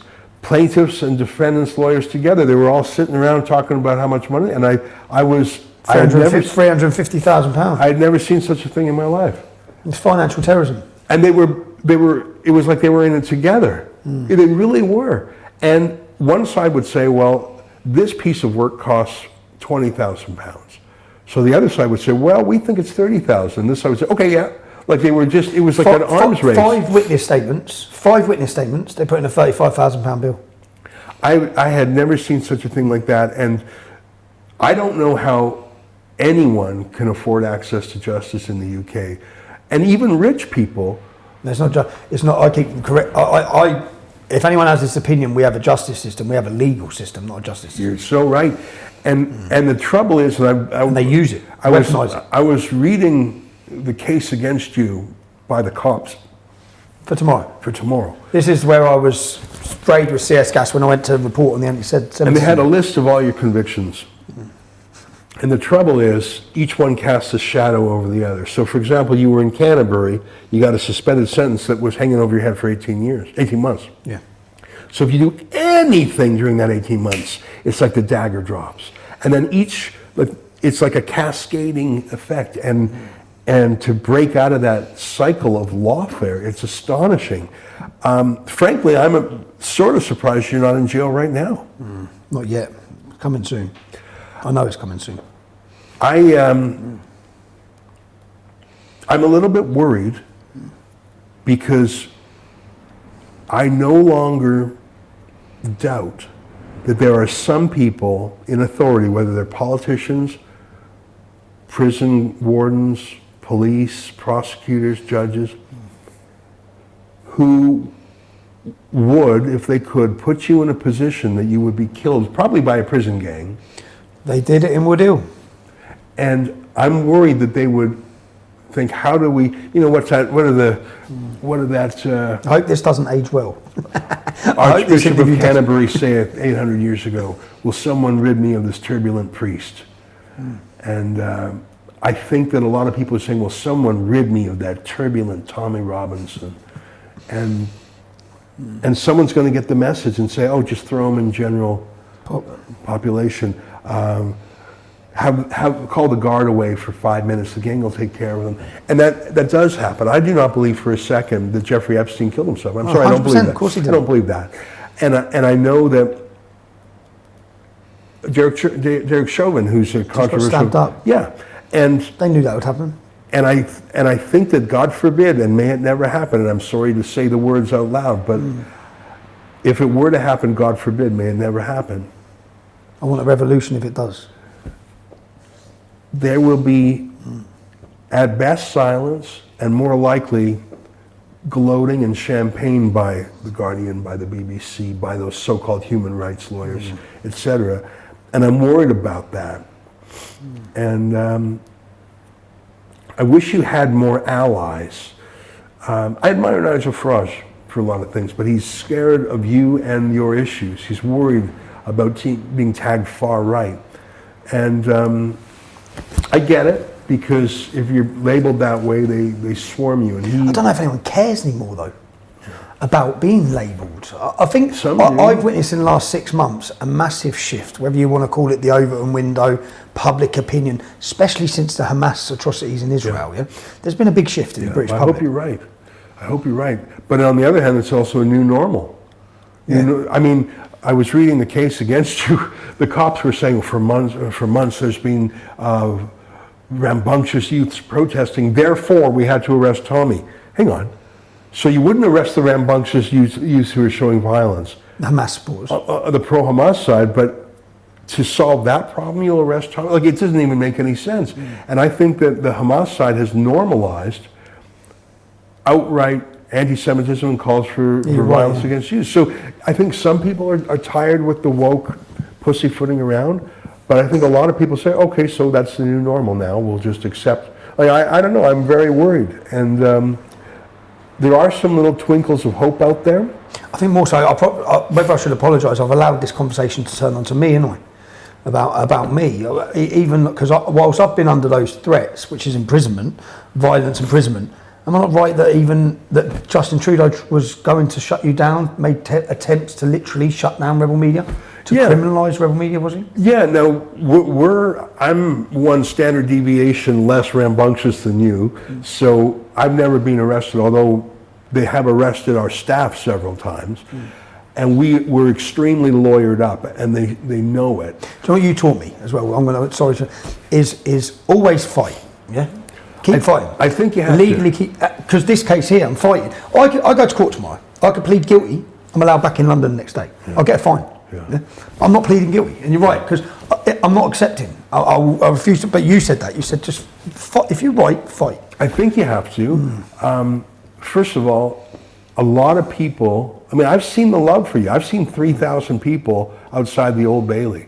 That's quite. And I've also seen the police with their facial recognition video taking every single face in the crowd. And when you ran for MEP and you went to Oldham and there was a little bit of a riot there were 2 cops filming all of your supporters. I don't know if you know that. Yeah. And we had a journalist there filming it too. What was her name? Jessica Świetoniewski. Cool. I get a call from Interpol. You know what I'm talking about? The International Police saying, hey, can we have your footage of the riot? Wow. And I said, you had 2 cops with cameras there. They called it the Muslim Defense League. I don't know if you remember that. So because the cops weren't filming then? They weren't. They were not filming the rioters. They didn't care about the rioters. They wanted the faces of everyone on your team, because that's what the cops do. They have those cameras, high-def cameras, and I bet you don't know who the 3,000 people were who were cheering for you out there. They do. They do. They have a database of it. And you don't think that's cross-referenced to everything from ULEZ cameras to tax? Yeah, absolutely they do. To where do you think Coots gets its list to debank people? Yeah. But a lot of people support you, and if you can explain what's going on and why it's wrong, and what your plan is to fight it.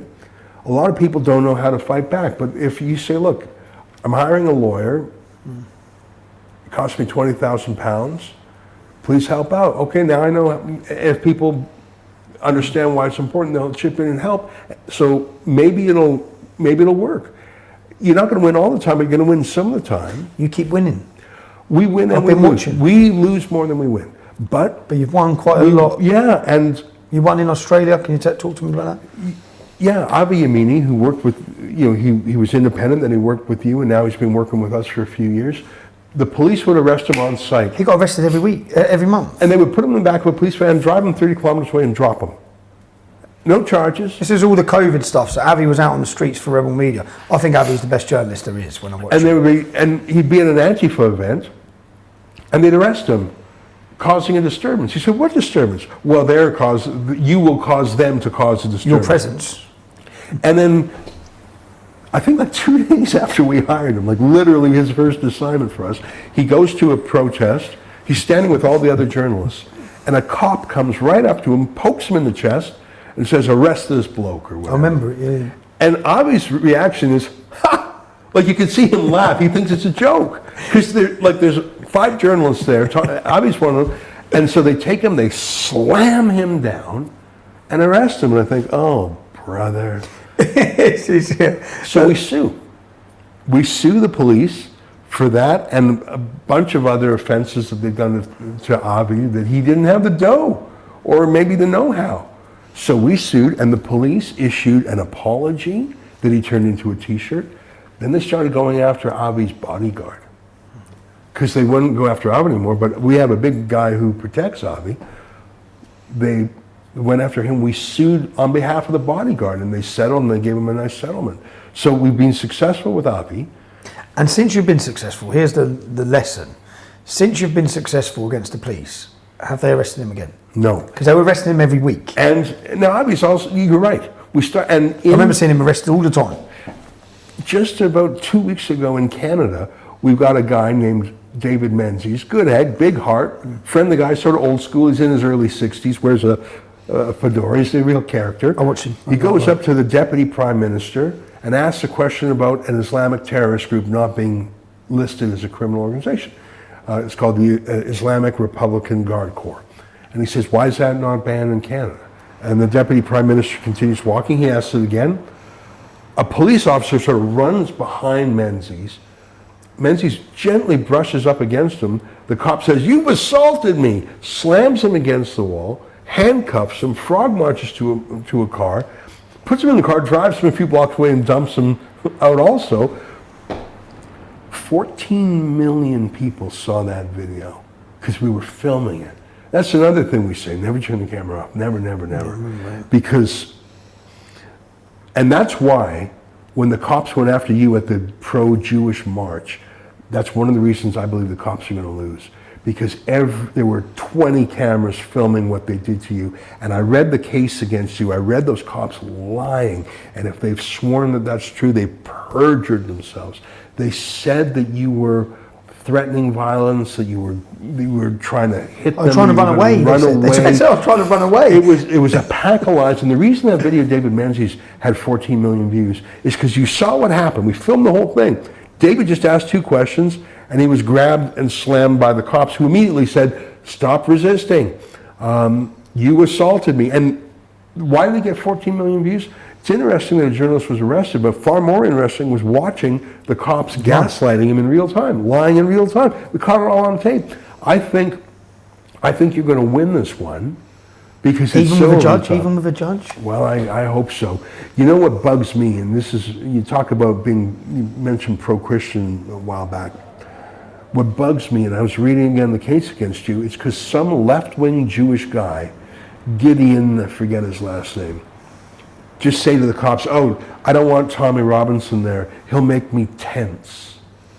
Oh, so is that all it takes to get the cops to run an errand to arrest your personal... And pepper spray you? Yeah, is that all it takes? Because these Hamas marches of 50,000, 100,000. They make me tense. Can I call up a cop and have them, be my personal errand boy to ban my rival from an entire city? Not just I said to police officer, I'm a journalist, so the Guardian are always unfair against us in their journalism. Can I ring you next time I've got an event and say ban them? Yeah. No, I can't. And just incredible, it'll be interesting to see who supports you and who doesn't. And sometimes it's that class thing here in the UK. I'm friends with some of the free speech activists in this country. There's some great people in this country fighting for free speech. More now. Yeah. More now than there was. But it's good. Some of them are afraid of you. And it's the same reason that lawyer wouldn't take Chelsea's case up in Sunderland. They want to be classy. They want to get invited to the cool parties. Do you know the Toby Young Free Speech Union? Did you see the recent fallout with that? No. So I joined. Oh, you did? I joined. They sent me back my money. Right? They sent me back my money, and then I emailed back and forward saying, "Can you just give me a reason why?" Yeah? Then they come out. This was 2 years ago. I kept the emails. Yeah? Never went public with it because I thought the Free Speech Union is doing good work. Yeah. So I'm not going to abuse them. Went public. Then they come out, and I must have given an interview in a podcast, and I said something about how they didn't let me join. And they come out and made a statement saying, no, his card declined. Yeah. And the man that made the statement on his Twitter saying my card declined, who's the partner of the Free Speech Union, I then just put our messages up, our emails up, back and forward. Whereas no, you refunded me my money, and here's our messages. You're a liar. How can you be in charge of the Free Speech Union when it's only free speech for certain people? I find it insane. I'm a member of the Free Speech Union, and they do amazing work, but that's a blind spot they have and it's a tough thing here in the UK. I think it's tougher here than in America because there's social hierarchies here that there aren't in America. In America, you can be a grubby guy who works up from nothing, and you can get respect in a way that here in the UK, I think there's old. I think everyone worries about censorship. Yeah. Obviously, for a period there, I'm back on social media now, but with the levels of censorship, people are concerned. Yeah, well, and Elon Musk, I was in Davos at the World Economic Forum for a week doing some citizen journalism with Ali, and the top two most hated people at that conference, by far, number one was Donald Trump. They're terrified of him. They want to see if they can stop him in some way. They don't know what to do. Number two is Elon Musk. Elon Musk is the greatest wealth builder in history. The amount of money he's made for his shareholders, no one has ever done that. He's an industrialist, he's an engineer. Look at the things he's doing. Electric cars, spaceships, Starlink, satellite. The only reason they hate him is because he's for free speech. And he bought Twitter and he freed it, and it's no longer a censorship machine. It's a true public square. So I think that's the brightest hope that I see, is that Elon Musk is not afraid of anyone. And maybe, who knows, if Trump does win in 2024, maybe that has a positive effect against wokeism around the world. I don't know. I'm terrified about the UK because I think Keir Starmer is going to win. That's what it looks like in the polls. Yeah, I think he will, but I'm not too sure that. I think maybe we need 4 years of hell. Unfortunately, I don't want it. I don't want it. Tories in this country are pathetic. The Tories, the Conservatives deserve to be shredded. They're not conservatives. They're not conservatives. And I think that the public, for those that aren't awake yet, they should be awake already with the atrocities and the abuse and the liberties that have been taken in our country. But maybe they need 4 years of hell. Maybe they need it. That's terrifying. There's a radical saying, actually I think Lenin used to say it, the worse the better, to accentuate the contradictions, as in, let it get worse, people will get really, but the thing is... Can we ever come back from when that's the thing, and especially in the censorship, one of the big themes at Davos this year was artificial intelligence. And what terrifies me, Facebook used to have hundreds of censors, hundreds of people who would work 3 shifts a day in every language. They censored, but the machine was learning from them. So let's say they did 1 million censorship decisions by humans. That's enough to teach the computer how to do it. So now they don't have hundreds of sensors, it's all done by machine. And it computers it censors certain ideas and elevates others. Yeah, and because it sort of watched what these people did for a few years, and now it doesn't. And AI will be so pervasive in every single thing we say and do. I mean, I remember when I went to Copenhagen when you were given a free speech award, and that was the first time I saw a video of the Scandinavian Facebook boss explaining to a local liberal TV station why even showing your image would suspend a page. I don't know if you remember that video. Yeah, I do. He basically said that you can say negative things about Tommy Robinson. They had me on the same level as the Serbian, you were talking about war crimes earlier, the man who was responsible for murdering 5,000 people in a day. What was so interesting is that this liberal, I mean, listen, all of Scandinavia is liberal. This liberal TV station wanted to discuss you coming to town, wanted to criticize you, wanted to be mean to you. And so they had like a poll or a question like, Tommy Robinson's coming to town, what do you think? It was like they were winding up to punch you, and they were shocked that they were censored. So they called their friend, the boss of censorship for Scandinavia, who said, oh yeah, we have a list, it's secret, he said. No way to get off of it. We can't show you the evidence. Yeah. You can't say anything positive about Tommy. You can't say anything neutral about Tommy. If you attack him, Fine. that's fine. I was astonished by that, and that was, what, 5 years ago? Yeah. And it is also much more intense now, and there's not even any people involved. It's all AI. John, they've just done now. If you take one of my tweets and send it via WhatsApp, it doesn't open. Isn't that interesting? So WhatsApp have now put a block on my Twitter page. Well, Klaus Schwab says the most urgent issue is not the Ukraine war, it's misinformation. What does that mean? Anything telling the truth against them. And in 2024, Against their narratives. it's they think they can alter what we learn and hear and see and maybe even eventually believe, and they want to do it in 2024. It's part of their war against Donald Trump, which is why they hate Elon Musk, because he's in the way of that. I don't know. These are tough times. Can I ask you, to people who follow my media in the UK, to other people who are doing their own, whether it be the Voice of Wales, you've got Lawrence Fox, you've got lots of different people now doing their own media. You started Rebel Media when? 2015. 2015, you've faced government interference, you've faced censorship, you've faced left-wing attacks, you've faced all of this. Where are you now as a media company? We've got about 45 staff. Yep. Because well, the point to make is you've never backed down on any of the issues of freedom of speech. You've never agreed to anything with the attacks. You've always fought it. Has it worked? Are you still in the battle? Are you still in the fight? I saw Justin Trudeau wanted to totally shut you down. Where are you? I feel like we are stronger than ever. We have a bigger reputation than ever. During the lockdowns, in Canada, the lockdowns were worse than here in the UK. And Australia. Yeah. So we had Avi in Melbourne, which was the most locked down city perhaps in the free world. And then in Canada, like The truckers. just to remind you, they had a curfew in a province of Quebec, 8 million people, from 10 p.m. to 5 a.m. You couldn't leave your house, even if you were jabbed. And like, it was crazy. And all five parties, there were five political parties, we had an election in the middle of it. All five parties were completely unanimous in their support of all these lockdowns. In fact, they filmed sort of a public service announcement where they all sort of cheered together. The night of the leaders' debate, they sort of filmed this mutual public service ad about forced vaccinations. It was insane. So we were almost the only voice against that. And not only, and you mentioned the truckers, what broke the back of this lockdown mania in Canada? It was the working class truckers.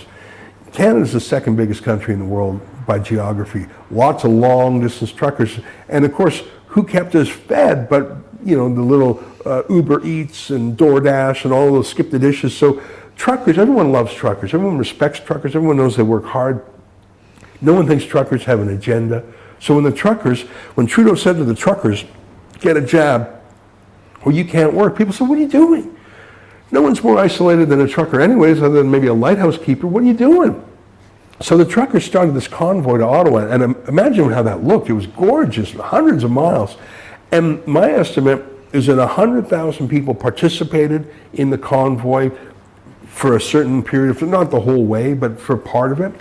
But I think literally 1 million people went out to see it with their eyes, went out to overpasses as it passed by.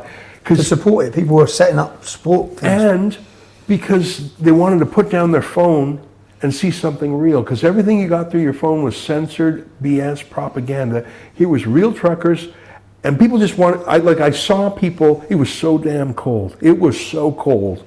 It was minus 20, but people came out to watch the truckers, and it was like suddenly people threw off the shackles. There was a false consciousness. There was a false belief that everyone agreed to this. The truckers broke that. Rebel News was there. That was our time to shine. And in the month of February, that was the month of the truckers, we had 400 million views and impressions, which was a huge number for us. Wow. And we rivaled the CBC state broadcaster. And Trudeau had hoped to set that up as like Canada's January 6th moment. Oh, these violent truckers threatening an insurrection. He was using that insurrection language. And It failed miserably. yeah, because of citizen journalists. We would just go out, point the camera, and we had two youngsters in Ottawa, 23 days straight, just walking around live streaming. That's all they did. There was another trucker blockade in southern Alberta. We had two guys embedded in the blockade 9 days straight, in one pair of clothes. Like, it was, the lengths we went was amazing. And I think we helped shake people out of it. And we did one more thing, Tommy. We like to crowdfund lawyers. And there are left-wing civil liberties groups in Canada. Like in the United States, they have the ACLU, you've probably heard of that. Yeah. There's something like that in Canada too. It's like they hit the snooze button during the pandemic. So we actually started a civil liberties charity called the Democracy Fund. And we took 3,000 cases of people charged with a lockdown violation or like in Canada. You funded, I remember this. I think I spoke to you at the time. We crowdfunded, you can see it in public records, it's not a secret, $8 million for this legal charity. You got $8 million? For the charity. To fund the charity, Yeah. to fund. Yeah. So if someone was arrested for going outside the area or the curfew, police arrested them, you funded the lawyers. That's right. They could come to this charity Yeah. and then they get legal defence Yeah. and opportunity to fight. And we took every You had lots of single wins. case. We didn't discriminate. We didn't just take the important cases. Obviously, every race, every background, we didn't discriminate at all. The only customer we declined was a Hell's Angels criminal gang. We thought you can raise your own money. But other than that, everyone. And taking 3,000 people was so important. Why? Because if only a handful of people fought, the government could have taken that on and crushed them. But for example, in the province of Ontario, I think there were 1,300 cases, and a lot of them were in one district because when you landed at the airport in Toronto, the biggest international airport, it would be like Heathrow, you had to download a government app and say if you were vaxxed or not. And thousands of people refused to do that. Each one of them got a $5,000 fine Wow. for them, their wife, and their kids. So you'd have a family with $25,000 worth of fines. Wow. All those tickets went to the local district where Heathrow or our Toronto airport was. So you had hundreds and hundreds and hundreds and hundreds of tickets in this district. All right, we took every single person who contacted us. So you're the prosecutor and the judge in that district. It's called Mississauga. It would be like Heathrow, whatever that jurisdiction is. You're already backlogged because you sort of shut down during the pandemic Now you've got anyways. 1,000 cases. Now you've got 1,300 cases, and each one of them has a lawyer who's demanding disclosure, who's making constitutional arguments, who's saying, yeah, we need a 2-day trial. You've got 1,300 of these. And you've got real cases, by the way. You got real crimes. Real crime, murders. Yeah. So What happened? it was specifically because we took every damn case. Yeah, they that we jammed it up. overwhelmed them. If we had only taken one or two key cases, they would have come. And so en masse, like in a single day in the province of British Columbia, 300 cases were dropped in a single day because they just, and a few of them that have gone to court, often the judges are saying, what are you doing? To the prosecutor, what are you doing? Why are you taking up my time with this? I don't want to see this again. It's been an incredible experience. But it was necessary because the so-called liberal civil liberties groups didn't give a damn. Every single check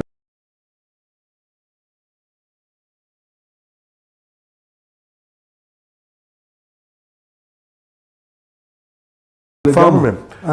Your government. Both. Your government have took over all your media, no? The funding is 99% of media in Canada are paid for paid for by the government. When No. I say 99, there's 15. they started firing money at them all. That was the last few years. Yeah. We don't take any, not that any would be offered. So, I don't know. I believe in citizen journalism.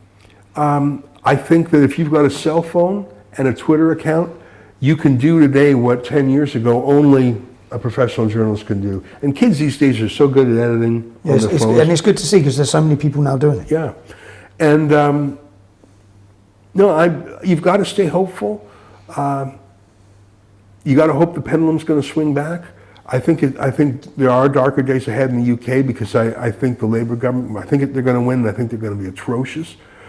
Makes me nervous, but I think you got to imagine, what I worry about is I think it was the Attorney General of the Conservative government that come for me, right, that locked me up specifically for the reporting outside the court, then come for me again. It's the Attorney General now for the Conservative government whose lawyers have wrote to me who want to lock me up for 2 years for making a film. What will the Labour government do? Yeah. And who would say a word against him? No one. But I believe that we make a difference. You know, let me close with this because I know we've gone a little long. Have you ever heard of the ASH conformity test, ASCH? No, what's it? There was a professor, I think it was in the 60s, there were a couple of, there was the ASH test and there was the Milgram experiment. You may remember the Milgram experiment was someone was told to give an electric shock to someone in the other room, and how far would they go just because someone in a white lab coat said give them a shock. It was a shocking, literally shocking experiment. There was the ASH conformity test. Let me tell you it to you in a couple minutes and you'll see why I'm telling you this story. There's some great videos of it online. So Solomon Asch got 6 people to sit at a table, and he gave them a simple test that a kid could do.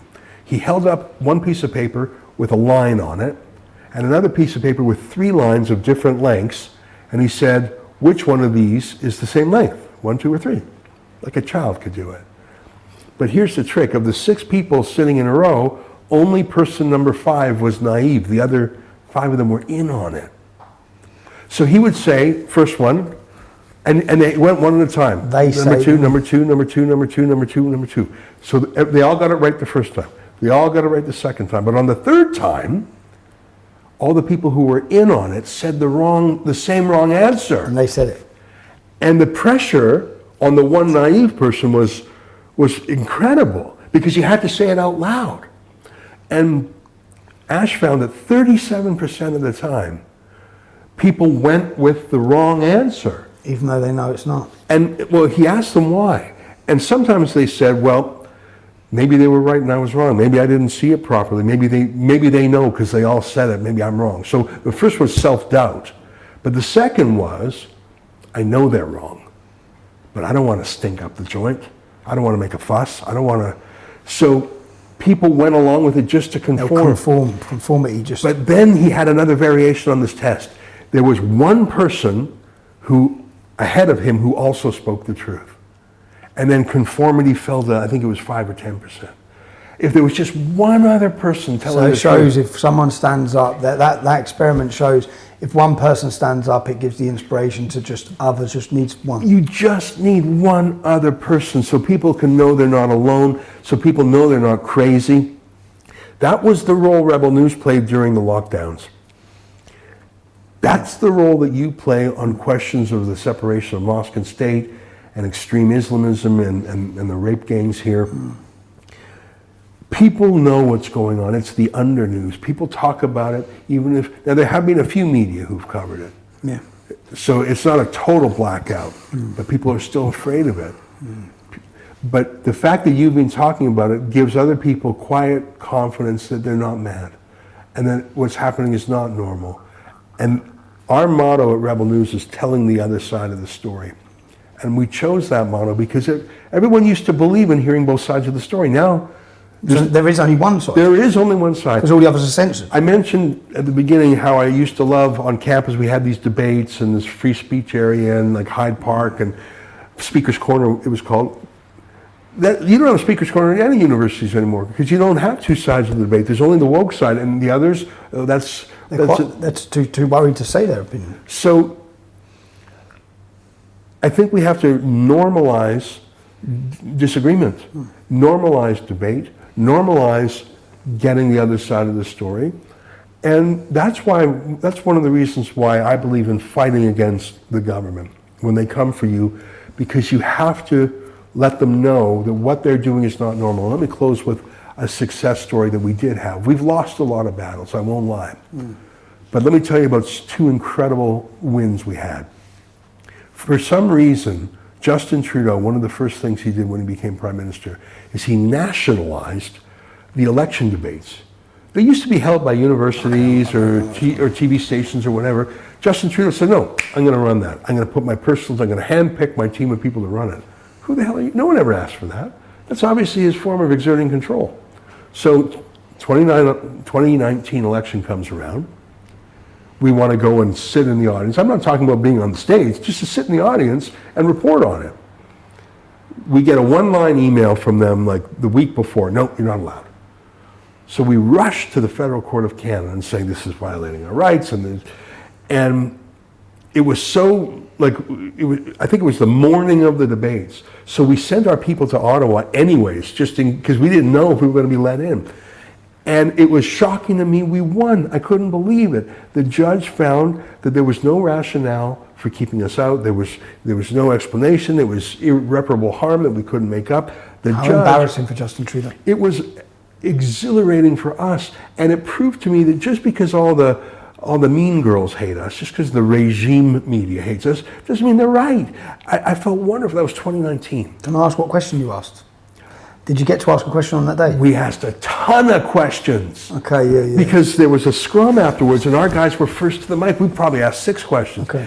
But let me tell you part 2 of the story. Yep. Okay, so another election in 2021. The Debates Commission has had 2 years to study this court ruling. So the court ruling said you didn't give explanations.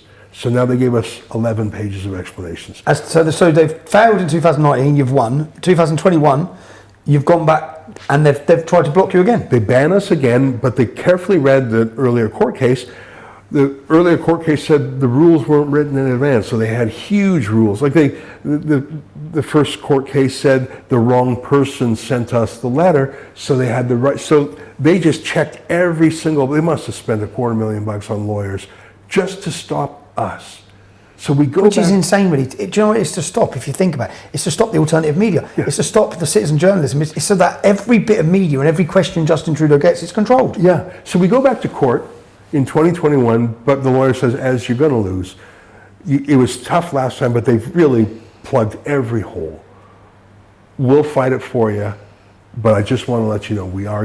I mean, I appreciate the honesty. Yeah. We go in there. We tell you. So there's 7 lawyers on the government side. And then there's my guy. Like, it's 7-1. But this was still during COVID, so my lawyer's in Calgary, the judge is in Newfoundland on the East Coast. The government, so it was, anyhow. But when it's online? Yeah, it's on. Okay. It's a video trial. And it was so urgent. So my guy had to get his submissions in on like Friday at 5, and then the government had to get theirs in Sunday at 5, the government had theirs Monday at 5, and then the court case was like Tuesday. Like, that's how boom, boom, boom it was. So my guy works all weekend, 140 pages, submits it. Okay, that's a lot to read, but you can read 140 pages in a day. The government, they got 7 lawyers, they send in 1,400 pages to the judge the night before, and she's in Newfoundland, which is a bunch of time, so at supper time, so the very first time, just tell me the story, I'll make it quick. Yeah. First thing the judge says is, counsel, sometimes less is more. I want to let you know I did not read that whole thing, and I don't know what you're thinking. Send me 1,400 pages on the eve of trial. Like, what is wrong with you? Like, so I'm thinking, She's pissed off. Yeah, I'm thinking, and she's in Newfoundland, which is very Irish, part of Canada. It's like they're sort of outsiders. Like, it's a rock in the water, and all these fancy pants in Toronto. So my guy talks for 15 minutes, opening arguments, and then the government lawyer. And the judge's name is Justice Heenahan. But this lawyer kept saying Justice Heneghan, like mispronouncing an Irish name. And this goes on and on and on and on and on. And finally the judge says, stop. It's Heenahan. It's Heenahan. Say Heenahan. What are you doing saying the judge's name anyway? Yeah. So the lawyer gets it right, but then goes back to saying it wrong. again and again. And I'm texting my lawyer. Thinking funny, and, yes. and my lawyer says, Ez, I'm just going to... Keep your mouth shut. I'm just going to stay quiet. And in the end, Justice Heenahan, God bless her, whether it's because she was an outsider like we were, or because they butchered her name, or they sent her 14, or maybe it was just our great lawyer, we won again, and we had, and I knew it would be a battle. So this time we didn't send 2 journalists, we sent 13. and we asked the best questions, and Trudeau saw us there, he was furious, and he said, I'm not even going to answer your questions. It's on camera. I've seen the video, yeah, I remember. They were great questions, by the way, but my point is... But that says that's great to get visually him refusing to answer his question. And it also... Because the public can... Twice now, the courts have said he broke the law, he violated our rights. Freedoms as freedom of the press. And I don't know if they're going to do it again, because I can tell you we're sending the whole damn team next time. We're going to send 45 people next time. And my point is, sometimes you got to fight those long shots, because sometimes you win. Okay. Just because everyone in the world says you're wrong doesn't mean you're wrong. Yeah. And I was thinking about you. Let me close with this. I think it was Bernard Shaw, George Bernard Shaw. I'd have to check who said this, but it's a quote I say sometimes. Reasonable people conform to the world. Unreasonable people make the world conform to them. Therefore, all progress depends on unreasonable people. And we have some great challenges in the world. Freedom of speech, the crisis of radical Islam meeting the liberal West, and smaller problems, but big, open borders, immigration, the economy. There's terrible things in the world. But I think we have to believe that we can make a difference. At least I feel that way. And you are, in some ways, an extremely stubborn man. Some would say unreasonable. My ex-wife would tell you that. But that's what it takes to move things, to move things with huge inertia, to wake up people who would rather just play video games and smoke pot. And I think that for millennia, there's been, the Cassandra, the one with the warning that wasn't heeded. It's even in the Bible. I think, in a way, you're a prophet, and many prophets are not respected in their day. I didn't marry a 6-year-old. Yeah. But and you were. Let me tell you one thing. You were a handful to work with. No, I remember, mate. You had me working. I was working for you at the worst possible time. In fact, that worst possible time. Do you know the only time it stopped is when I found the gym. Yeah. Well, I'm really glad to hear it. Only time it stopped, man. When I found it's tough. I mean, and you've been the weight of a country was bearing down right on you. I'm surprised you didn't snap. But I wish you good luck, and it's nice to see you, and I will be in court tomorrow, and I'm going to try and cover things. I was going to ask you 2 more questions, just 2 more things to end on. I'm looking at holding what I'd call is the biggest freedom of speech rally Britain's seen this summer. You've been a fighter for free speech. Would you be interested in coming, supporting it, talking at it? Yeah, I think that'd be fun. I've got a good list of names so far of the biggest free speech activists in this country. I love the UK. I wasn't allowed to travel here during the pandemic because in Canada there was a no-fly list for unvaxxed people. I was not allowed on a plane or a train even in my own country. Crazy. So I really went nowhere for a very long time, but I love the UK and I love the North. Yeah, I love it. And then the other one was simply, I think I'm going to have some testing trials coming up where I believe I'm going to be in prison this year, 100%, pretty soon, but multiple times. When that happens, the media have the upper hand every time because they get to tell the public what's happened. Just if that does happen, would you come and cover it faster than the BBC? Yeah, I love live tweeting. It's needed. I remembered it last time. I was thinking, I need someone in here telling everyone what's going on. I mean, I have obligations in Canada. That's my number one responsibility. But I like coming over here to the UK. I can't guarantee I'm going to be at every single hearing, but and I don't want to overstep. Like when you were jailed and you didn't have a team, I sort of pushed my way in there and talked to your family and said... No, it was neat. I'm grateful for that, totally grateful, and you helped and it helped my family. But I had no right to do so, and so I wasn't going to put my nose in there until... So if you're in jail again, it's your nose important in. that you've got a team. Put your nose in. Well, but you've got to I'll have... link you up with the lads, because Yeah. the lads I have in my team, none of them are up front, none of them are facial. Right. Everyone's hiding in the back. I am happy to come here, and I also, frankly, God forbid if you are jailed, I do think that I should visit you in jail just to see, because No, 100%. when I visit... And to relay it to the outside, so that whatever's going on the inside isn't hidden from the outside. Yeah, and I did that a few times when you were in Belmarsh, Yeah. and I really calmed down because I could see that you were okay. Yeah. But had I known what was going on in those other prisons, I would have rang the alarm. I didn't know. I simply didn't know. Well, 100%, Ezra, it's coming. And yeah, I'm grateful you've come over. I'm grateful for setting me off on my path of journalism, because I enjoy it. I enjoy making people think. I enjoy challenging ideas. Now, I never thought about sitting before the camera and doing it, so I'm grateful for that you set me off on that pathway. Well, I think you're a great storyteller. You're a great talker. You have an enormous command of the issues. You're brave. You've managed to put together a team of people who help you on the technical side. I think that being a public interest journalist was always your destiny. Yeah, and that's how I felt when I remember contacting you more than 5 years ago and saying, I respect you doing construction. I remember saying put down your tools and come and do what you're destined to do. You could do many things, but I think that what you're doing is the most important. Battery. Okay, Ezra, I'll finish it, because Cheers. we've run out of battery life, and I appreciate it. If you enjoyed this conversation, Ezra, I don't know if I failed there a little bit by not. I was meant to be all about you and your life and who the man is behind the alternative media. So maybe we'll sit down again next time we're over for a court case, yeah? Right on. Right, thanks. If you're watching this, please like, share it. Where can people follow you, Ezra?